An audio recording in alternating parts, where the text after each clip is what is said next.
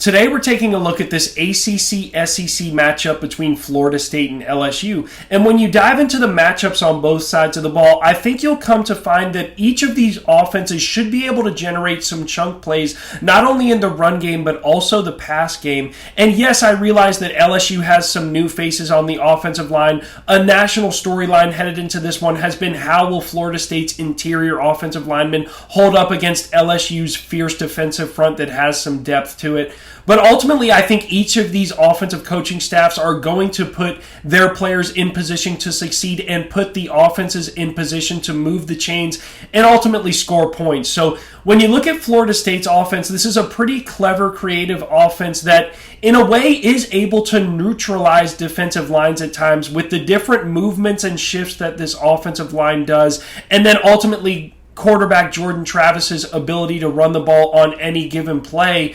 Now, I'm not saying that LSU isn't going to make any plays. That defensive line is going to be hurt at some point in this game. It's just a question of how often can they make an impact, get a sack, get a tackle for loss in this one. Then you flip it around to the other side of the line of scrimmage. And Florida State did lose their standout edge rusher in Jermaine Johnson, but this is a unit that actually returned some pieces when you consider the likes of Robert Cooper, Fabian Levette, and Derek McClendon. So, again, similar to the other battle on the line of scrimmage, I think that LSU's offensive line in particular, and the threat of Jaden Daniels being able to run the ball will neutralize Florida State's defensive front. So it really does go both ways. Now we can make our way out onto the perimeter, and there are a few standout players in this game. I'll name one, and that would be Kayshon Boutte, who should be projected to be a first-round pick. And he's got tremendous ability at running after the catch, especially given his size. And as usual, LSU has great depth on the perimeter with guys like Malik Neighbors, Jack Best, Jeray Jenkins, and Brian Thomas. So in Florida State's opener, quarterback Jordan Travis only passed the ball 15 times, but in limited action, they had some receivers that flashed, and I think they have a couple of guys that could end up playing on Sunday as well. So a pretty good battle on the perimeter with, I would say, both teams having good to great receiving cores, and then more so question marks in the secondary. Not bad secondaries, but just unproven commodities there.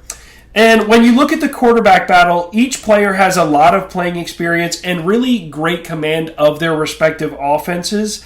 At this point, I don't believe there is a definitive edge here in this one. The matchup could go either way. And I think especially early on in this game, the play calling will dictate some of the success that each of these quarterbacks have. And ultimately, I think if Florida State's offense stays on schedule in this game and avoids passing situations, that's really the key for them. You know, if LSU's defensive line is able to take over this game on 3rd and long, say, I think it could be a long night for Florida State. So that would be the major key in this game. Is Florida State's offense on schedule or off schedule? So if Florida State is able to stay on schedule offensively, I think it goes down to the wire. Now, I think you guys know which way I'm leaning in this one. As you can see, my background, I've got an LSU hat and LSU helmet. I am going to go with LSU in this one. The point spread is only 3 points. So again, like I said, offense stays on schedule, close game. Offense is off schedule, it could turn into a bigger margin. So with that said, I still think Florida State could make some noise in the ACC this season as they are trending in the right direction as a program. All right, that's going to do it for this episode. Thank you all for watching, and then stay tuned for more episodes. I'm trying to preview more Week 1 games and then do some recaps next week after the games. So thanks for watching and stay tuned.